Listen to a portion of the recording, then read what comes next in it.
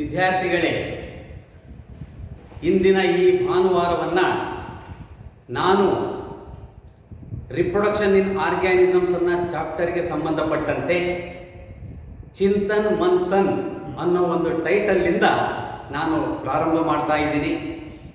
ಯಾವಾಗಲೂ ನಾವು ಆ ಒಂದು ಚಾಪ್ಟರ್ನ ಕಂಪ್ಲೀಟ್ ಮಾಡಿದ ನಂತರ ನಾವು ಅದನ್ನು ಕನ್ನಡ ವರ್ಷನ್ನಲ್ಲಿ ಯಾವ ರೀತಿ ಅರ್ಥ ಮಾಡ್ಕೊಳ್ತಾ ಹೋಗ್ಬೋದು ಅನ್ನೋ ಒಂದು ಪ್ರಯತ್ನವನ್ನು ನಾನು ನಿಮ್ಮ ಮುಂದೆ ಇವತ್ತು ಪ್ರಸ್ತುತಪಡಿಸ್ತಾ ಇದ್ದೀನಿ. ಇವತ್ತಿನ ದಿನ ನಾವೇನು ಕಳೆದ ಒಂದು 2 ವಾರದಿಂದ ಕಲ್ತಿದ್ದೀವಿ ಈ ಒಂದು ರಿಪ್ರೊಡಕ್ಷನ್ ಇನ್ ಆರ್ಗ್ಯಾನಿಸಮ್ಸ್ ಅನ್ನೋ ಒಂದು ಚಾಪ್ಟ್ರಿಗೆ ಸಂಬಂಧಪಟ್ಟಂತೆ, ಅದ್ರ ಬಗ್ಗೆ ಕೆಲವು ಟಿಪ್ಸನ್ನು ನಾನು ನಿಮ್ಮ ಮುಂದೆ ಇವತ್ತು ನಾನು ಎಕ್ಸ್ಪ್ಲೇನ್ ಮಾಡ್ತಾ ಹೋಗ್ತೀನಿ. ಯಾವ್ಯಾವ ಸ್ಟೆಪ್ ಯಾವ ಥರ ಬರುತ್ತೆ, ಅದನ್ನು ಯಾವ ರೀತಿ ನಾವು ಅರ್ಥ ಮಾಡ್ಕೋಬೇಕು ಅನ್ನೋದ್ರ ಬಗ್ಗೆ ನಾನು ನಿಮಗೆ ಆದಷ್ಟು ಕನ್ನಡ ಮತ್ತು ಇಂಗ್ಲೀಷ್ ಎರಡರಲ್ಲೂ ಕೂಡ ಅದನ್ನು ನಾನು ನಿಮಗೆ ಎಕ್ಸ್ಪ್ಲೇನ್ ಮಾಡ್ತಾ ಹೋಗ್ತೀನಿ. ನಿಮಗೆ ನೆನಪಿರ್ಬೋದು, ನೀವೆಲ್ಲ ವಿದ್ಯಾರ್ಥಿಗಳು ಪ್ರಥಮ PUCಯಲ್ಲಿ ಮೊದಲ ಕ್ಲಾಸಲ್ಲಿ ಕೂತ್ಕೊಂಡಾಗ ನಾನು ನಿಮಗೆ ಎಂಟೈರ್ ಸಿಲೆಬಸ್ಸಲ್ಲಿ ಎಷ್ಟು ಯೂನಿಟ್ಸ್ ಇದೆ ಮತ್ತು ಅದರಲ್ಲಿ ಯಾವ್ಯಾವ ಚಾಪ್ಟರ್ಸನ್ನು ಇನ್ಕ್ಲೂಡ್ ಮಾಡಿದ್ದಾರೆ ಅನ್ನೋದ್ರ ಬಗ್ಗೆ ನಾನು ನಿಮಗೆ ಡೀಟೇಲ್ ಅಕೌಂಟನ್ನು ಕೊಟ್ಟಿದ್ದೆ. ನಿಮಗೆ ಗೊತ್ತಿದೆ, ಫಸ್ಟ್ ಇಯರ್ PUCನಲ್ಲಿ ಟೋಟಲಿ 22 ಚಾಪ್ಟರ್ಸನ್ನು ಪ್ರಿಸ್ಕ್ರೈಬ್ ಮಾಡಿದರೆ, ದ್ವಿತೀಯ PUCಯಲ್ಲಿ 16 ಚಾಪ್ಟರ್ಸನ್ನು ಇನ್ಕ್ಲೂಡ್ ಮಾಡಿರೋದಿದೆ. ಹಾಗಾಗಿ ಇಡೀ PUCನಲ್ಲಿ ಕನಿಷ್ಠ 38 ಚಾಪ್ಟರ್ಸು ಇವತ್ತು ನಾವು ಅರ್ಥ ಮಾಡ್ಕೋಬೇಕಾಗಿರುವಂಥದ್ದು. ಈ ಒಂದು ಏನು ಚಾಪ್ಟರ್ಸ್ಗಳು ಇದ್ದಾವೆ ಪ್ರತಿಯೊಂದೂ ಕೂಡ ಆ್ಯನ್ಯುವಲ್ ಎಕ್ಸಾಮ್ ಪಾಯಿಂಟ್ ಇಂದ ಮತ್ತು CET ನೀಟ್ ಎಲ್ಲದಕ್ಕೂ ಅಪ್ಲೈ ಆಗುವಂಥ ಒಂದು ಚಾನ್ಸಸ್ ಇರೋದ್ರಿಂದ ಇವತ್ತಿನ ದಿನ ನಾನು ನಿಮಗೆ ಪ್ರಥಮ PUCಯ ಫಸ್ಟ್ ಚಾಪ್ಟರ್ ಏನಿತ್ತು ದ ಲಿವಿಂಗ್ ವರ್ಲ್ಡ್ ಅನ್ನೋದು, ಅದ್ರ ಬಗ್ಗೆ ಒಂದು ಸ್ವಲ್ಪ ಬ್ರೀಫ್ ಮಾಡಿ ನಂತರ ನಾನು ರಿಪ್ರೊಡಕ್ಷನ್ ಇನ್ ಆರ್ಗ್ಯಾನಿಸಮ್ಸ್ ಬಗ್ಗೆ ಡೀಟೇಲ್ ಆಗಿ ನಾನು ಡಿಸ್ಕಸ್ ಮಾಡೋಣಿದ್ದೀನಿ. ಈಗ ದ ಲಿವಿಂಗ್ ವರ್ಲ್ಡ್ ಅಂತ ನಾನು ಹೇಳಿರೋದು ಫಸ್ಟ್ ಚಾಪ್ಟರ್ದು ಫಸ್ಟ್ PUCನಲ್ಲಿ. ಆ ಒಂದು ಚಾಪ್ಟರಲ್ಲಿ ನಾವು ಏನನ್ನು ಅರ್ಥ ಮಾಡ್ಕೊಂಡಿದ್ದೀವಿ ಅಂತ ಹೇಳಿದರೆ, ಈ ಒಂದು ಲಿವಿಂಗ್ ವರ್ಲ್ಡ್ ಅಂತ ಏನಿದೆ, ಪ್ರಪಂಚ, ಜೀವಿಗಳ ಪ್ರಪಂಚ ಅಂತ ನಾವು ಹೇಳ್ತಾ ಹೋಗ್ತೀವಿ. ಈ ಜೀವಿಗಳ ಒಂದು ಪ್ರಪಂಚ ಏನಿದೆ, ಈ ಜೀವಿಗಳ ಪ್ರಪಂಚ ಜೀವಿಸ್ತಾ ಇರೋದು ಎಕ್ಸಿಸ್ಟಿಂಗ್ ಎಲ್ಲಿ ಅಂತ ಹೇಳಿದಾಗ ಈ ಒಂದು ಭೂಮಿಯಲ್ಲಿ ಮಾತ್ರ. ಕೆಲವರು ಹೇಳ್ತಾರೆ ಮಂಗಳ ಗ್ರಹದಲ್ಲೂ ಕೂಡ ಜೀವಿಗಳು ವಾಸ ಮಾಡಲಿಕ್ಕೆ ಯೋಗ್ಯ ಇದೆ ಅಂತೇಳಿ ಹೇಳ್ತಾರೆ. ವಿದ್ಯಾರ್ಥಿಗಳೇ, ನೀವು ಅರ್ಥ ಮಾಡ್ಕೋಬಹುದು, ಈ ಒಂದು ಭೂಮಿ ನಾವೇನು ಒಂದು ಗ್ರಹ ಅಂತ ನಾವು ಕರಿತೀವಿ, ಈ ಭೂಮಿಯನ್ನು ನಾವು ಪೃಥ್ವಿ ಅಂತ ಹೇಳಿ ನಾವು ಕರಿತೀವಿ. ಈ ಪೃಥ್ವಿ ಮೇಲೆ ಅನೇಕ ಥರದ ಜೀವಿಗಳು ವಾಸ ಮಾಡ್ತಾ ಇದ್ದಾವೆ. ಆ ಒಂದು ಜೀವಿಗಳ ಒಂದು ಸಮೂಹವನ್ನು ನಾವು ಇಂದು ಬಯೋಡೈವರ್ಸಿಟಿ ಅಂತ ಹೇಳಿ ನಾವು ಕರಿತೀವಿ. So what is this biodiversity ಅಂತ ಹೇಳಿದರೆ, the sum total species population, ಇದನ್ನು ನಾವು ಬಯೋಡೈವರ್ಸಿಟಿ ಅಂತ ಹೇಳ್ತೀವಿ. ಇದನ್ನು ನಾವು ಸರಳವಾಗಿ ಯಾವ ಥರ ಅರ್ಥ ಮಾಡ್ಕೋಬಹುದು ಅಂತ ಹೇಳಿದರೆ, the enormous amount of plants and animals which are existing on this earth may be called as the living world. ಈ ಭೂಮಿ ಮೇಲೆ 2 ಥರದ ಪ್ರಪಂಚಗಳನ್ನು ನಾವು ಅರ್ಥ ಮಾಡ್ಕೋಬಹುದು. ಮೊದಲನೇದನ್ನು ಜೀವಿಗಳು ವಾಸ ಮಾಡ್ತಿರುವಂಥ ಒಂದು ಬಯೋಲಾಜಿಕಲ್ ವರ್ಲ್ಡ್ ಅಂತ ಹೇಳಿ ಕರಿತೀವಿ. ಎರಡನೇದನ್ನು ಫಿಸಿಕಲ್ ವರ್ಲ್ಡ್ ಅಂತ ಹೇಳಿ ನಾವು ಕರಿತೀವಿ. ಅಂದರೆ ಭೌತಿಕ ಪ್ರಪಂಚ, ಜೈವಿಕ ಪ್ರಪಂಚ ಅಂಥೇಳಿ 2 ವಿಭಾಗಗಳಾಗಿ ನಾವು ಮಾಡ್ಬೋದು. ಒಂದು ಪ್ರಶ್ನೆ ನಮಗಿಲ್ಲಿ ಅರ್ಥ ಆಗಬೇಕು, ಏನು ಅಂತ ಹೇಳಿದರೆ, ಇರುವಂಥ 9 ಗ್ರಹಗಳಲ್ಲಿ ಭೂಮಿಯಲ್ಲಿ ಮಾತ್ರ, ಈ ಒಂದು ಪೃಥ್ವಿಯಲ್ಲಿ ಮಾತ್ರ ಯಾಕೆ ಜೀವಿಗಳು ಕಂಡು ಬರ್ತಾ ಇದ್ದಾವೆ, ಉಳಿದ ಗ್ರಹಗಳಲ್ಲಿ ಜೀವಿಗಳ ಇರುವಿಕೆ ಬಗ್ಗೆ ಯಾವುದು ಖಚಿತತೆ ಇಲ್ವಲ್ಲ, ಯಾಕೆ ಅನ್ನೋ ಒಂದು ಪ್ರಶ್ನೆ ಉದ್ಭವ ಆಗುತ್ತೆ.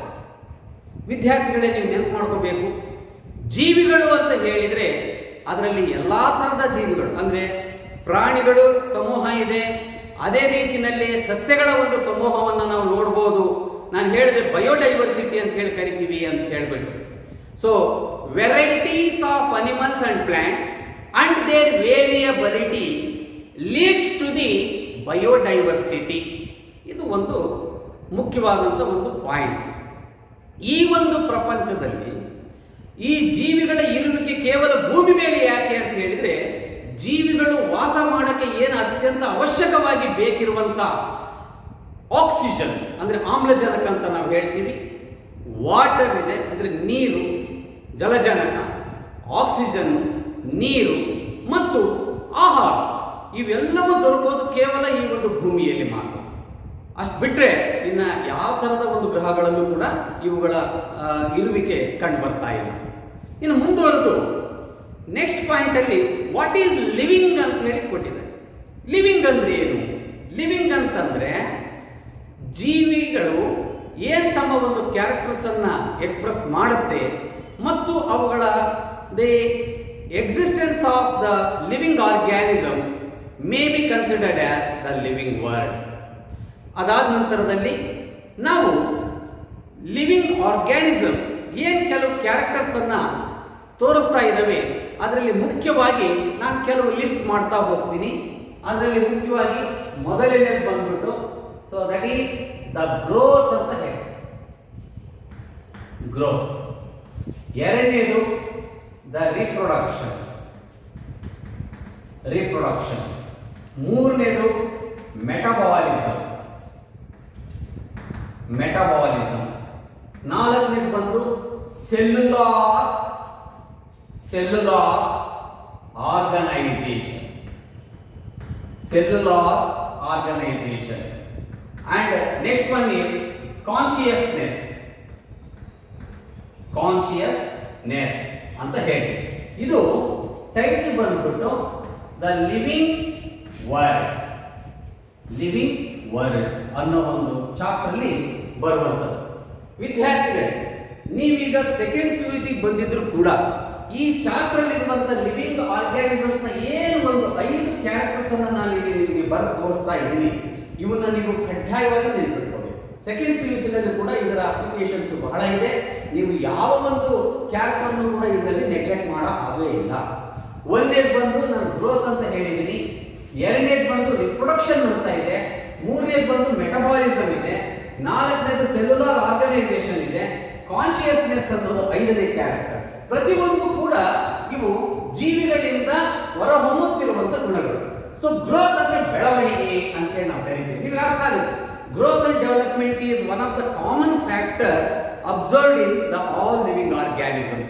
ಆರ್ಗ್ಯಾನಿಸಮ್ಸ್ ಅನ್ನ ನಾನು ಮೊದಲೇ ಹೇಳಿದ್ದೀನಿ, ಅದು ಪ್ಲಾಂಟ್ ಇರ್ಬೋದು, ಅನಿಮಲ್ ಆಗಿರ್ಬೋದು, ಅಥವಾ ಸಿಂಪ್ಲರ್ ಇರ್ಬೋದು, ಕಾಂಪ್ಲೆಕ್ಸ್ ಇರ್ಬೋದು, ಪ್ರೊಕ್ಯಾರಿಯೋಟಿಕ್ ಆಗಿರ್ಬೋದು, ಯೂಕ್ಯಾರಿಯೋಟಿಕ್ ಆಗಿರ್ಬೋದು, ಯೂನಿಸೆಲ್ಯುಲಾರ್ ಆಗಿರ್ಬೋದು, ಮಲ್ಟಿಸೆಲ್ಯುಲಾರ್ ಆಗಿರ್ಬೋದು.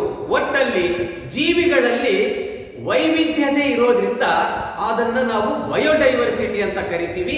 ಅದನ್ನ ಕ್ಲಿಯರ್ ಆಗಿ ನಾವು ಜೀವಿಗಳ ವೈವಿಧ್ಯತೆ ಅಂತ ಹೇಳಿ ಹೇಳ್ಬೇಕು. ಬಯೋಡೈವರ್ಸಿಟಿ ಅಂದ್ರೆ ಜೀವಿಗಳ ಬಯೋ ಅಂದ್ರೆ ಅದು ವೈವಿಧ್ಯತೆ ಅಂತ ಹೇಳಿ ಅರ್ಥ ಮಾಡ್ಕೋಬೇಕು. ಸೊ ಗ್ರೋತ್ ಅಂದ್ರೆ ಬೆಳವಣಿಗೆ. ಇನ್ನು ರಿಪ್ರೊಡಕ್ಷನ್ ಅನ್ನೋದು ಏನಿದೆ ಇದನ್ನ ನಾವು ಬಯೋಲಾಜಿಕಲ್ ಪ್ರೋಸೆಸ್ ಅಂತ ಹೇಳ್ತೀವಿ.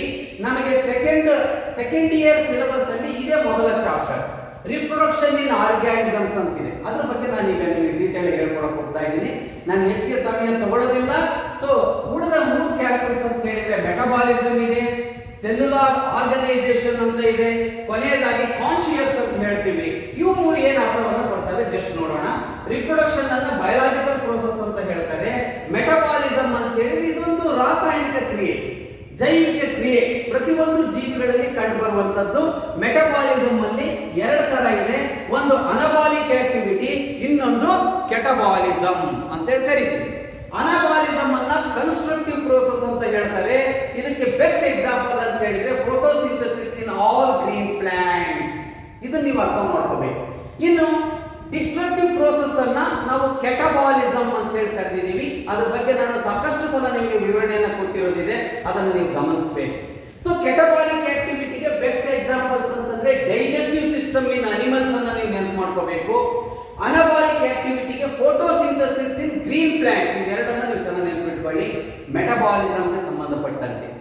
ಇನ್ನು ಸೆಲ್ಯುಲಾರ್ ಆರ್ಗನೈಸೇಷನ್ ಅಂತ ಹೇಳಿದಾಗ ಇದ್ರ ಬಗ್ಗೆ ನೀವು ಚೆನ್ನಾಗಿ ಅರ್ಥ ಮಾಡ್ಕೊಳ್ಳಿ.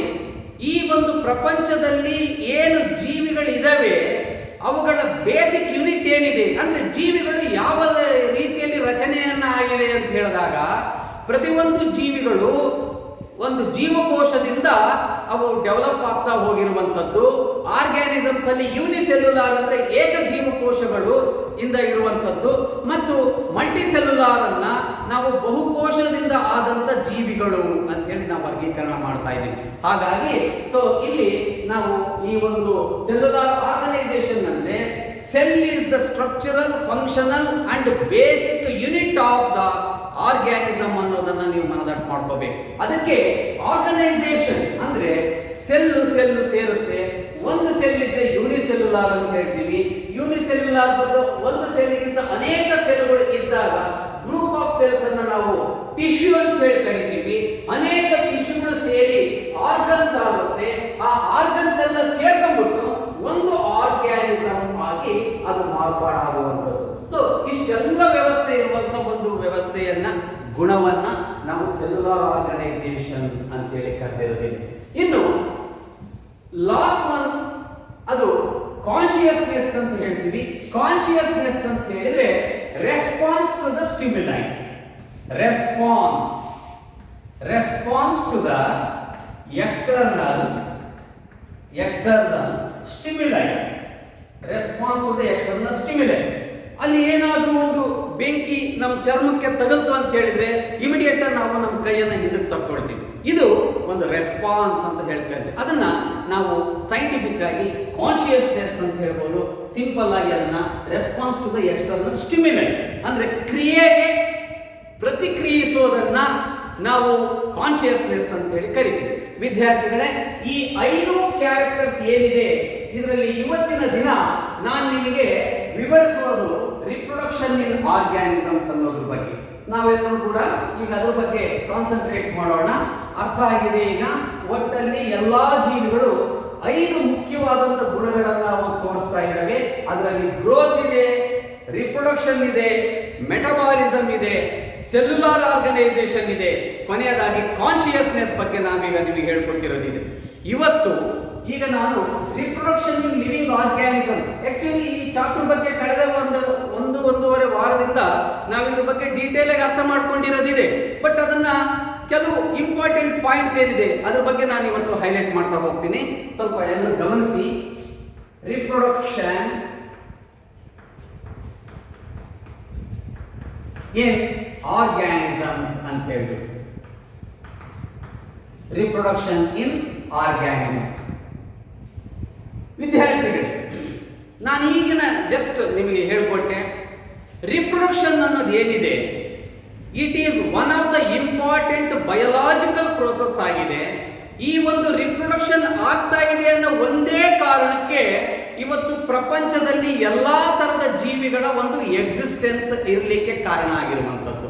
ರಿಪ್ರೊಡಕ್ಷನ್ ಅನ್ನ ನೀವು ಇಲ್ಲ ಅಂತ ನೀವು ಕಲ್ಪನೆ ಮಾಡಿಕೊಂಡ್ರೆ ಇಷ್ಟೊತ್ತಿಗೆ ಪ್ರಪಂಚದಲ್ಲಿ ಈ ಭೂಮಿ ಮೇಲೆ ಯಾವ ತರದ ಜೀವಿಗಳು ಕೂಡ ಇರಲಿಕ್ಕೆ ಸಾಧ್ಯತೆ ಇರಲಿಲ್ಲ. ಆದ್ರಿಂದ it is the ultimate biological process due to reproduction taken place occurring in all living organisms.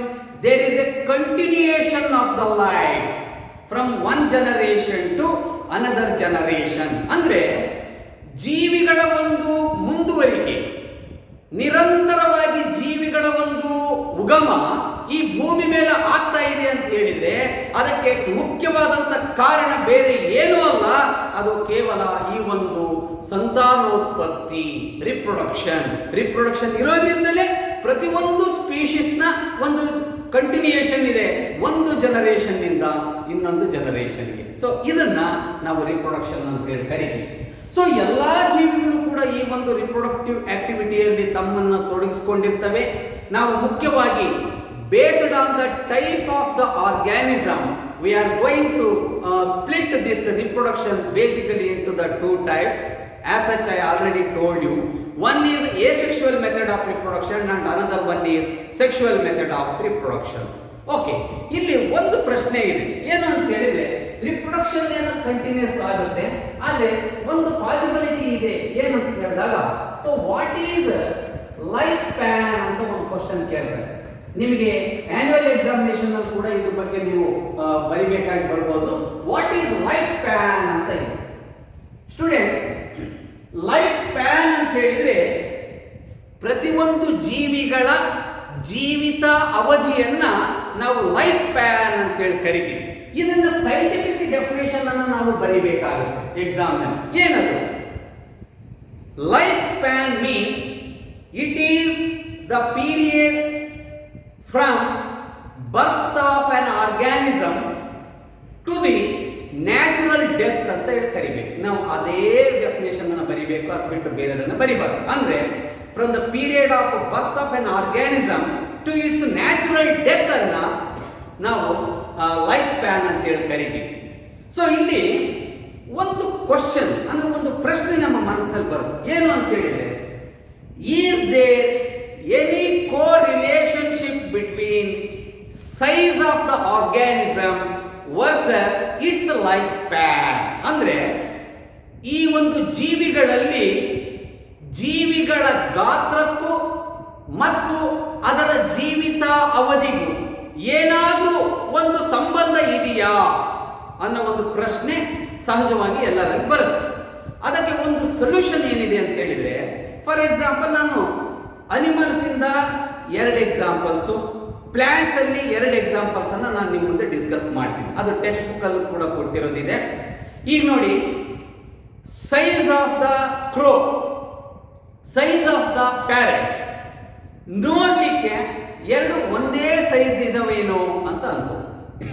ಆದರೆ ಅವೆರಡರ ಮಧ್ಯೆ ಲೈಫ್ ಸ್ಪ್ಯಾನ್ ಏನಿದೆ ಅದು ಬಹಳ ವ್ಯತ್ಯಾಸ ಕಂಡು ಬರ್ತಾ ಇದೆ. ಉದಾಹರಣೆಗೆ ಕ್ರೋ, ಕಾಗೆ ನಾವೇನು ಹೇಳ್ತೀವಿ, ಕಾಗೆಯ ಲೈಫ್ ಸ್ಪ್ಯಾನ್ ಅಂದ್ರೆ ಜೀವಿತ ಅವಧಿ ಕೇವಲ 15 ವರ್ಷ. 15 ವರ್ಷ ಅದು ಕಾ ಕಾ ಅಂತ ಹೇಳ್ತಾ ಹೋಗುತ್ತೆ, ಆಮೇಲೆ ಅದು ಡೆತ್ ಆಗ್ಬಿಡುತ್ತೆ, ಮುಗಿದೋಯ್ತಲ್ಲ ಇದು. ಅಂದ್ರೆ ಏನು ಅರ್ಥ ಮಾಡ್ಕೊಳ್ತೀವಿ, ಪ್ಯಾರೆಟ್ ಕ್ರೋ ಅವುಗಳ ಗಾತ್ರದಲ್ಲಿ ಒಂದೇ ರೀತಿ ಇದ್ರೂ ಕೂಡ ಅವೆರಡರ ಲೈಫ್ ಸ್ಪ್ಯಾನ್ ಅಲ್ಲಿ ಬಹಳ ಅಜಗಜಾಂತರವನ್ನ ನಾವು ಕಾಣ್ತಾ ಇದ್ದೀವಿ. Crow can survive only for 15 years its life span.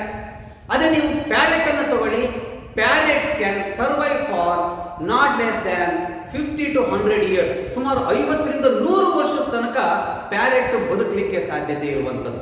ಗಾತ್ರದಲ್ಲಿ ಒಂದೇ ತರ ಇದ್ರೂ ಕೂಡ ಅವುಗಳ ಜೀವಿತ ಅವಧಿಯಲ್ಲಿ ಇಷ್ಟೊಂದು ವ್ಯತ್ಯಾಸವನ್ನು ನಾವು ನೋಡಲಿಕ್ಕೆ ಸಾಧ್ಯತೆ ಆಗ್ತಾ ಇದೆ. ಅದೇ ರೀತಿಯಲ್ಲೇ ಮ್ಯಾಂಗೋ ಟ್ರೀ ನಾವು ಪ್ಲಾಂಟ್ಸ್ ಅಲ್ಲಿ ನೋಡಿದಾಗ ಅಂದ್ರೆ ಮಾವಿನ ಮರ, ಆಮೇಲೆ ಪೀಪಲ್ ಟ್ರೀ ಅಂದ್ರೆ ಅರಳಿ ಮರ ಏನಿದೆ, ಇವು ಎರಡರಲ್ಲಿ ಅಪಿಯರೆನ್ಸ್ ಸೈಜ್ ಎಲ್ಲ ನೋಡಿದಾಗ ಒಂದೇ ರೀತಿ ಕಂಡ್ರು ಕೂಡ ಅವುಗಳ ಲೈಫ್ ಸ್ಪ್ಯಾನ್ ಅಲ್ಲಿ ಬಹಳ ವ್ಯತ್ಯಾಸ ಕಂಡು ಬರ್ತಾ ಇದೆ. ಮಾವಿನ ಮರ ಕೇವಲ 60-70 ಬೇಡ, ಒಂದು 100 ವರ್ಷ ಬಾಳುತ್ತೆ ಅಂತ ಹೇಳಿದ್ರೆ, ಪೀಪಲ್ ಟ್ರೀ ಇವತ್ತಿಗೂ ನಮಗೆ ಎಕ್ಸಾಂಪಲ್ಸ್ ಇದಾವೆ ಸಾಕಷ್ಟು ಕಡೆ ನಾವು ನೋಡ್ಬೋದು. ವೆಸ್ಟ್ ಬೆಂಗಾಲ್ ಅಲ್ಲಿ ಒಂದು ಪೀಪಲ್ ಟ್ರೀ ಇದೆ, ಅರಳಿ ಮರ. ಅದು ಸುಮಾರು ಒಂದು 300-400 ವರ್ಷಗಳಿಂದ ಕೂಡ ಅದು ಹಾಗೆ ಜೀವಂತವಾಗಿರುವಂಥದ್ದು. ಸೊ ಈ ತರದ ಕೆಲವು ಅಂಶಗಳನ್ನ ನಾವು ಲೈಫ್ ಸ್ಪ್ಯಾನ್ ಅನ್ನೋ ಒಂದು ಕಾನ್ಸೆಪ್ಟ್ ಅಲ್ಲಿ ಅರ್ಥ ಮಾಡ್ಕೋಬೇಕಾಗಿ ಬಂದಿರುವಂಥದ್ದು. ವಿದ್ಯಾರ್ಥಿಗಳೇ, ನಿಮಗೆ ಗೊತ್ತಿದೆ ಈ ಒಂದು ಲಿವಿಂಗ್ ಆರ್ಗ್ಯಾನಿಸಮ್ಸ್ ಅಲ್ಲಿ ನಾವು ಪ್ರತಿಯೊಂದು ಜೀವಿಯಲ್ಲಿ ಅಬ್ಸರ್ವ್ ಮಾಡಿ ನೋಡಿದಾಗ ಆ ಒಂದು ತನ್ನ ಜೀವಿತ ಅವಧಿಯಲ್ಲಿ 3 ಮುಖ್ಯವಾದಂಥ ಫೇಸಸ್ ಅನ್ನ, ಹಂತಗಳನ್ನ ಪ್ರತಿಯೊಂದು ಜೀವಿ ದಾಟುತ್ತಾ ಹೋಗುತ್ತೆ. ಯಾವ ತರ ಅಂತ ಹೇಳಿದ್ರೆ, ಮೊದಲ ಫೇಸ್ ಅನ್ನ ನಾವು ಗ್ರೋತ್ ಅಂತ ಹೇಳ್ತೀವಿ. ಗ್ರೋತ್ ಅಂದ್ರೆ ಬೆಳವಣಿಗೆ. Growth is followed by development. Growth is followed by development. ನಂತರದಲ್ಲಿ ಕೊನೆಯ ಫೇಸ್ ಅನ್ನ ಡೆತ್ ಅಂತ ಹೇಳ್ತೀವಿ. ಅಂದ್ರೆ ಸರಿ, ಇದು ಗ್ರೋತ್ ಅಲ್ಲ, ಬರ್ತ್ ಅಂತ ಹೇಳ್ತೀವಿ. ಸಾರಿ, ಬರ್ತ್. ಬರ್ತ್ ಅಂದ್ರೆ ಹುಟ್ಟು, ಹುಟ್ಟಿದ ನಂತರ ಬೆಳವಣಿಗೆ, ಗ್ರೋತ್ ಅಂಡ್ ಡೆವಲಪ್ಮೆಂಟ್. ನಂತರದಲ್ಲಿ ಡೆತ್ ಅಂದ್ರೆ ಇದನ್ನ ಸಿಂಪಲ್ ಆಗಿ ಹುಟ್ಟು, ಬೆಳವಣಿಗೆ, ಸಾವು. ಇದನ್ನ ಸೈಕಲ್ ಆಗಿ ಯಾವ ರೀತಿ ತೋರಿಸಬಹುದು ಅಂತ ಹೇಳಿದ್ರೆ, ಬರ್ತ್ ಆದ್ಮೇಲೆ ಗ್ರೋತ್ ಅಥವಾ development, you can take any one. Growth ಆದ್ಮೇಲೆ ಡೆತ್, ಈ ರೀತಿ ಸೈಕಲ್ ಇರುವಂಥದ್ದು. ಅಂದ್ರೆ ಡೆತ್ ಆದ ತಕ್ಷಣ ಅಲ್ಲಿಗೆ ಸೈಕಲ್ ಮುಗಿದೋದು. ಹುಟ್ಟು, ಬೆಳವಣಿಗೆ, ಸಾವು, ಇವನ್ನ ನಾವು ಹುಟ್ಟು, ಬೆಳವಣಿಗೆ, ಸಾವು, ಈ ರೀತಿ ನಾವು ಇದನ್ನ ಹೇಳ್ತಾ ಹೋಗ್ತೀನಿ. ಅಂದ್ರೆ ಒಂದು ಸ್ಪೀಶೀಸ್ ಅದು ಹುಟ್ಟಿತು ಅಂತ ಹೇಳಿದ್ರೆ ಮುಂದೆ ಬೆಳೆಯುತ್ತದೆ, ಬೆಳೆದಾದ್ಮೇಲೆ ತನ್ನಂಥದೇ ಒಂದು ಮರಿಗೆ ಅದು ಜನ್ಮವನ್ನು ಕೊಡುವಂಥದ್ದು. ಈ ಒಂದು ಮೆಕ್ಯಾನಿಸಮ್ ಅನ್ನ ನಾವು ರಿಪ್ರೊಡಕ್ಷನ್ ಅಂತೇಳಿ ನಾವು ಕರಿತೀವಿ. ಇನ್ನು ಮುಂದಿನ ಹಂತದಲ್ಲಿ ಲೈಫ್ ಸ್ಪ್ಯಾನ್ ಬಗ್ಗೆ ನಾವು ಅರ್ಥ ಮಾಡಿಕೊಂಡ ನಂತರದಲ್ಲಿ ನೆಕ್ಸ್ಟ್ ಪಾಯಿಂಟ್ ಬಂದ್ಬಿಟ್ಟು ಈ ಒಂದು ಲೈಫ್ ಸ್ಪ್ಯಾನಿನಲ್ಲಿ ಟೈಪ್ಸ್ ಆಫ್ ರಿಪ್ರೊಡಕ್ಷನ್ ಅನ್ನು ನಾವು ನೋಡಬೇಕು. ಬೇಸಿಕಲಿ ರಿಪ್ರೊಡಕ್ಷನ್ ಇನ್ ಆರ್ಗ್ಯಾನಿಸಮ್ಸ್ ಎರಡು ತರ ಇದೆ. ಒಂದು ಏಸೆಕ್ಷುವಲ್ ಮೆಥಡ್ ಆಫ್ ರಿಪ್ರೊಡಕ್ಷನ್. ನಾವಿದನ್ನ ಮೊನ್ನೆ ದಿವಸ ಕಲ್ತಿರೋದಿದೆ. ಎರಡನೇದು ಬಂದು sexual method of reproduction. So ಏನು ವ್ಯತ್ಯಾಸ ಏಸೆಕ್ಷುವಲ್ ಮೆಥಡ್ ಆಫ್ ರಿಪ್ರೊಡಕ್ಷನ್ಗೂ ಸೆಕ್ಷುವಲ್ ಮೆಥಡ್ ಆಫ್ ರಿಪ್ರೊಡಕ್ಷನ್ಗೂ ಇರುವಂತ ಮುಖ್ಯವಾದಂತ ವ್ಯತ್ಯಾಸ ಏನು ಅಂತ ಹೇಳಿದಾಗ, ಯೂಶುವಲಿ ಸರ್ವೇ ಸಾಮಾನ್ಯವಾಗಿ ಏಸೆಕ್ಷುವಲ್ ಮೆಥಡ್ ಆಫ್ ರಿಪ್ರೊಡಕ್ಷನ್ ಕಂಡುಬರುವುದು prokaryotic type of organisms.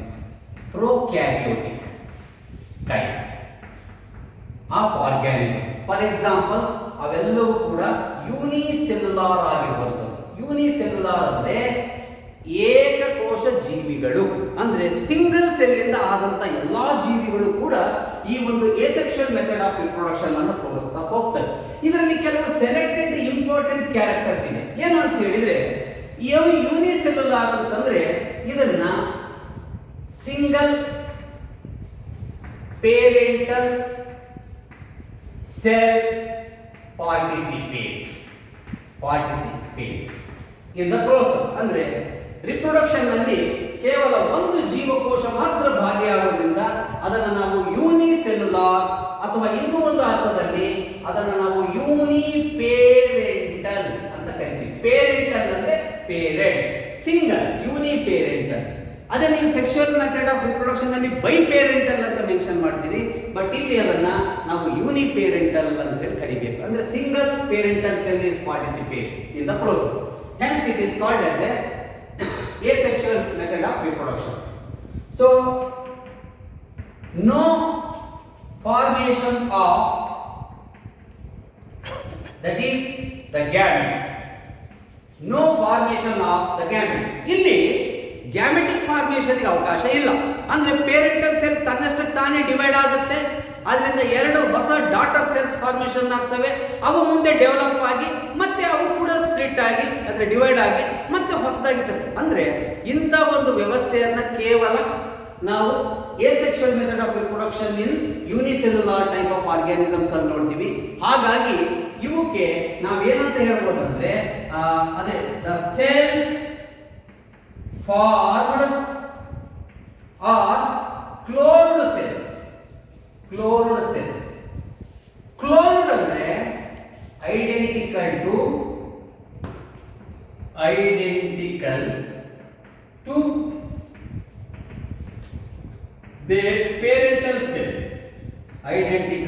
their parental cell. ಅಂದ್ರೆ ಪೇರೆಂಟಲ್ ಸೆಲ್ ಯಾವ ರೀತಿ ಇರುತ್ತೋ ಅದೇ ರೀತಿಯಲ್ಲಿ ಇವು ಕೂಡ ಕಾಣ್ತಾ ಇರ್ತವೆ. ಸೊ ಹಾಗಾಗಿ ಇವಕ್ಕೆ ನಾವು ಐಡೆಂಟಿಟಿ ಅಂದ್ರೆ ಕ್ಲೋನ್ಸ್ ಅಂತ ಹೇಳ್ತೀವಿ. ಸೆಲ್ಸ್ ಡಿವೈಡ್ ಮೈಟಾಟಿಕಲ್ ಸೆಲ್ಗಳು ಮೈಟಾಟಿಕ್ ಡಿವಿಷನ್ ಆಗುತ್ತೆ. There is equal distribution of the chromosomes. ಅಂದ್ರೆ ಪೇರೆಂಟಲ್ ಸೆಲ್ ಅಲ್ಲಿ ಎಷ್ಟು ಕ್ರೋಮೋಸೋಮ್ಸ್ ಇರ್ತಾವೆ ಅಷ್ಟೇ ಸಮನಾಗಿ ಅವು ಡಿವೈಡ್ ಆಗಿ ಡಾಟರ್ ಸೆಲ್ಸ್ ಗೆ ಡಿಸ್ಟ್ರಿಬ್ಯೂಟ್ ಆಗುವಂಥದ್ದು. ಸೆಲ್ಸ್ ಆರ್ ಮಾರ್ಫಾಲಜಿಕಲಿ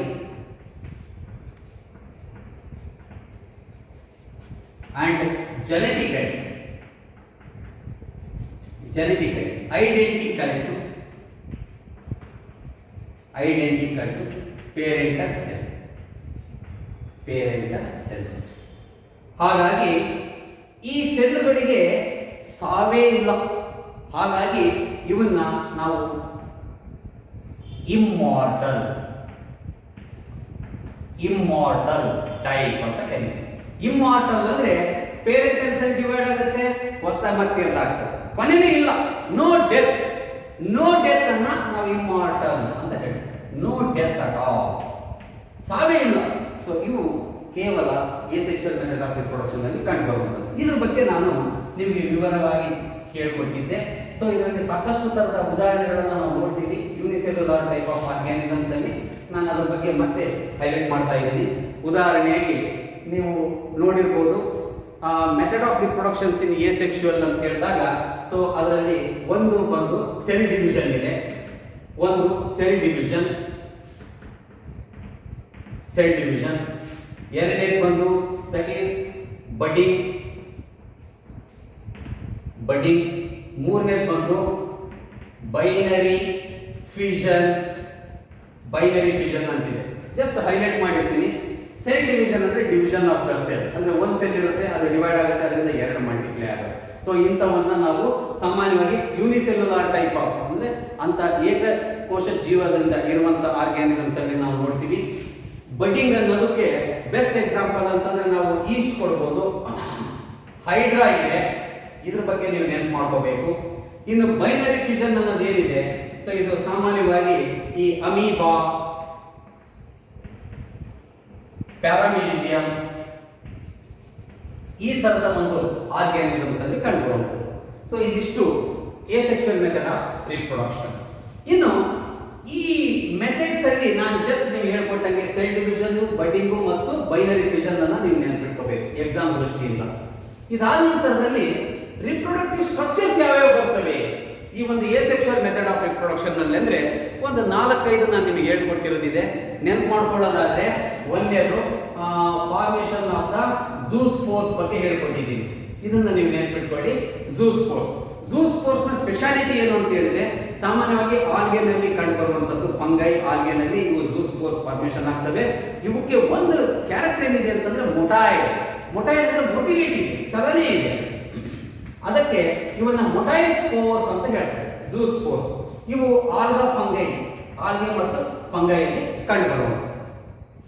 ಎರಡನೇದು ಬಂದು ದಟ್ ಈಸ್ ಕೊನಿಡಿಯಾ ಬಗ್ಗೆ ನಾನು ಹೇಳ್ಕೊಟ್ಟಿದ್ದೀನಿ.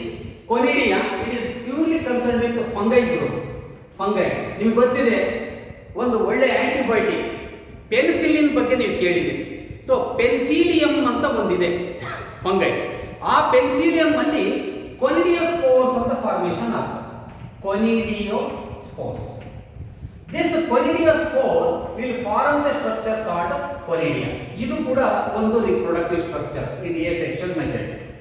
ಇನ್ನು ಮೂರನೇದು ಬಂದು ಬಡ್ಸ್ ಗೊತ್ತೇ ಇದೆ. ಹೈಡ್ರಾವನ್ನ ನಾವು ಎಕ್ಸಾಂಪಲ್ ಆಗಿ ತಗೊಂಡಿದ್ದೀವಿ.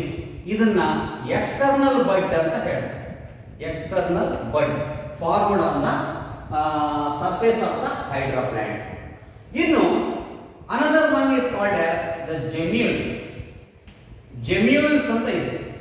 Gemmules are found in sponges. ಒಂದು ಸ್ಪೆಷಾಲಿಟಿ ಇದೆ ಸ್ಪಾಂಜಸ್. ಜೆಮ್ಯೂಲ್ಸ್ ಅನ್ನೋದು ಸ್ಪಾಂಜಸ್ ಅಲ್ಲಿ ಕಂಡು ಬರುವಂತದ್ದು. ಇದು ಇಂಟರ್ನಲ್ ಬಡ್ಸ್. ಹೈಡ್ರಾದಲ್ಲಿರೋದು ಎಕ್ಸ್ಟರ್ನಲ್ ಬಡ್ ಆದ್ರೆ ಇದರಲ್ಲಿ ಇಂಟರ್ನಲ್ ಬಡ್ ಕಂಡು ಬರ್ತಾ ಇದೆ. ಅದಕ್ಕೊಂದು ಸ್ಪೆಷಲ್ ಟೆಕ್ನಿಕಲ್ ವರ್ಡ್ ಇದೆ. ಅದನ್ನ ನಾವು ಏನಂತ ಹೇಳ್ತೀವಿ ಅಂತಂದ್ರೆ they are called as the archaeocytes. ನೆನ್ಪಿಟ್ಕೊಳ್ಳಿ, ಆರ್ಕಿಯೋಸೈಟ್ಸ್ ಅಂತ. ವಾಟ್ ಆರ್ ಆರ್ಕಿಯೋಸೈಟ್ಸ್ ಅಂತಂದ್ರೆ ನೀವು ಮೆನ್ಷನ್ ಮಾಡಬೇಕು. It is occurring in the sponges, internal bud, commonly called the gemmules. It is having with a special type of cell structure called archaeocytes. One mass question, remember. So it is one mass question. ನೆನಪಿಟ್ಕೊಳ್ಳಿ, archaeocytes ಅಂತ ಕೇಳುವಂತ ಅವಕಾಶ ಇದೆ. ಇದಿಷ್ಟನ್ನ ನೀವು compulsorily ಈ ಒಂದು reproductive structures in asexual method of reproduction ಅಲ್ಲಿ ಓದ್ಕೋಬೇಕು. ಇನ್ನು next I am going to deal with sexual method of reproduction. Sexual method of reproduction ನಾಗೆ ನಾವು it is a complex biological process ಅಂತ ಹೇಳ್ತೀವಿ. All type of eukaryotic type of organisms are going to exhibit with followed with this kind of method of reproduction. So what is this sexual method of reproduction? ಯಾವತ್ತು ನೆನಪು ಮಾಡ್ಕೊಳ್ಳಿ, ಎಸೆಕ್ಷುಯಲ್ ಅಂತಂದ್ರೆ ಯೂನಿಪೇರೆಂಟಲ್, sexual ಅಂತ ಹೇಳಿದ್ರೆ ಬೈಪೇರೆಂಟಲ್. ಅರ್ಥ ಮಾಡ್ಕೋಬೇಕು. ಯೂನಿ ಅಂದ್ರೆ ಸಿಂಗಲ್ ಪೇರೆಂಟಲ್ ಸೆಲ್ ಇರುತ್ತೆ ಎಸೆಕ್ಷುಯಲ್ ನಲ್ಲಿ. ಸೆಕ್ಷುವಲ್ ಮೆಥಡ್ ಆಫ್ ರಿಪ್ರೊಡಕ್ಷನ್ ನಲ್ಲಿ compulsorily participation of 2 parental cells ಆಗೋದ್ರಿಂದ ಆರ್ಗ್ಯಾನಿಸಮ್ಸ್ ಆಗೋದ್ರಿಂದ ಅದನ್ನು ನಾವು ಬೈ ಪೇರೆಂಟಲ್ ಅಂತ ಹೇಳಿದೀವಿ. ಅಲ್ಲಿ ಯೂನಿಪೇರೆಂಟಲ್ ಅಂತ ಹೇಳಿದ್ದನ್ನ ಸೆಕ್ಷುವಲ್ ಮೆಥಡ್ ಆಫ್ ರಿಪ್ರೊಡಕ್ಷನ್ ಅಲ್ಲಿ ಬೈ ಪೇರೆಂಟಲ್ ಅಂತ ಹೇಳುತ್ತೆ. ಸೆಕ್ಷುಯಲ್ ಅಂದ ತಕ್ಷಣ ನಿಮ್ಮ ಮನಸ್ಸಿನಲ್ಲಿ ಒಂದು ಪಾಯಿಂಟ್ ನೆನಪಾಗಬೇಕು. ಅದು ಏನಪ್ಪಾ ಅಂತ ಹೇಳಿದ್ರೆ compulsorily there is a formation of the gametes. Gametes are nothing but the sex cells ಅಂತ ನಾವು ಹೇಳ್ತೀವಿ, ಅರ್ಥ ಮಾಡ್ಕೋಬೇಕು. Gametes are nothing but the sex cells, actually they are haploidic in condition. ಈಗ ಒಂದೇ ಆರ್ಗ್ಯಾನಿಸಮ್ ನಲ್ಲೇ 2 ಗ್ಯಾಮೆಟ್ಸ್ ಫಾರ್ಮೇಶನ್ ಆಗ್ಬೋದು, ಅಥವಾ ಬೇರೆ ಬೇರೆ ಆರ್ಗ್ಯಾನಿಸಮ್ಸ್ ಅಲ್ಲಿ ಅಪೋಸಿಟ್ ಸೆಕ್ಸ್ ಫಾರ್ಮೇಶನ್ ಆಗ್ಬೋದು. ಫಾರ್ ಎಕ್ಸಾಂಪಲ್ ಈಗ ಹೇಳ್ಬೋದು, ಈಗ ಆರ್ಗ್ಯಾನಿಸಮ್ ಒಂದೇ, ಅದರಲ್ಲಿ both male and female 2 sex reproductive structures formation ಆಗುವಂಥದ್ದಿದೆ. ಅದನ್ನು ನಾವು ಸೆಕ್ಷುವಲ್ ಡೈಮಾರ್ಫಿಸಮ್ ನಲ್ಲೂ ಹೇಳ್ತೀವಿ. ಇಂಥದಕ್ಕೆ ಪಾರ್ಥಿನೋಜೆನಿಸಿಸ್ ಅಂತ ಹೇಳಿದ್ದಾರೆ, ಅಂದ್ರೆ 2 ರಿಪ್ರೊಡಕ್ಟಿವ್ ಸ್ಟ್ರಕ್ಚರ್. ಇದನ್ನು ನಾವು ಪ್ಯೂರ್ಲಿ ಹೆರ್ಮೋಫ್ರೊಡೈಟ್ಸ್ ಅಂತ ಹೇಳಿ ಕರಿತೀವಿ. ಅರ್ಥವರ್ಮ್ ಇದೆ, ಟೇಪ್ ವರ್ಮ್ ಇದೆ, ಏನು ಲೀಚ್ ಇದೆ. ಇಂಥ ಒಂದು ಎಕ್ಸಾಂಪಲ್ಸ್ ಅಲ್ಲಿ ನಾವು ನೋಡ್ಬೋದು. ಅದನ್ನು ನಾನೀಗ ಜಸ್ಟ್ ಡೀಟೇಲ್ ಹೇಳ್ತೀನಿ. ಸೆಕ್ಷುವಲ್ ರಿಪ್ರೊಡಕ್ಷನ್ ಅಂತ ಹೇಳಿದ್ರೆ ಸೊ ಬೈ ಪೇರೆಂಟಲ್ ಅಂದ್ರೆ 2 ಪೇರೆಂಟಲ್ ಆರ್ಗ್ಯಾನಿಸಮ್ಸ್ ಪಾರ್ಟಿಸಿಪೇಷನ್ ಇದೆ. ಸೊ ಅನದರ್ ಸ್ಟೆಪ್ ಅಂತ ಹೇಳಿದ್ರೆ formation of the gametes. So gametes are having with opposite sex. ಈ ಎಲ್ಲ ಫ್ಯೂಚರ್ಸ್ ನಿಮಗೆ ಫಾಲೋ ಅಪ್ ಆಗಬೇಕು. ಎಕ್ಸಾಮ್ ನಲ್ಲಿ ಫ್ರಾಕ್ಷನ್ ಆಫ್ ಸೆಕೆಂಡ್ಸ್ ಅಲ್ಲಿ ನೆನಪಿಟ್ಕೋಬೇಕು.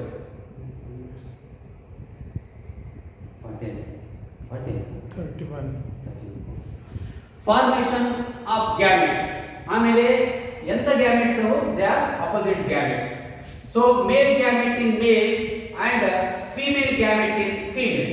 2 ಫ್ಯೂಸ್ ಆದ್ಮೇಲೆ ಝೈಗೋಟ್ ಆಗುತ್ತೆ, ಇಟ್ ವಿಲ್ ಬಿಕಮ್ ಡಿಪ್ಲಾಯ್ಡ್. ಇವೆರಡು ಹ್ಯಾಪ್ಲಾಯ್ಡ್. ಇದ್ರ ಬಗ್ಗೆ ನಾವು ಅಂದೇ ದಿವಸ ಡೀಟೇಲ್ ಆಗಿ ನೋಡಿದ್ವಿ.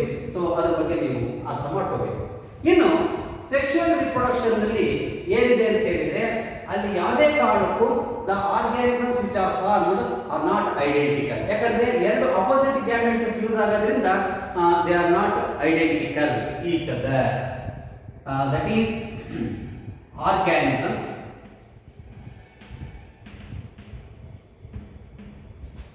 R not identical. ಆಫ್ಸ್ಪ್ರಿಂಗ್ಸ್ ಅಂತ ಬರೀ. Offsprings are not identical to each other.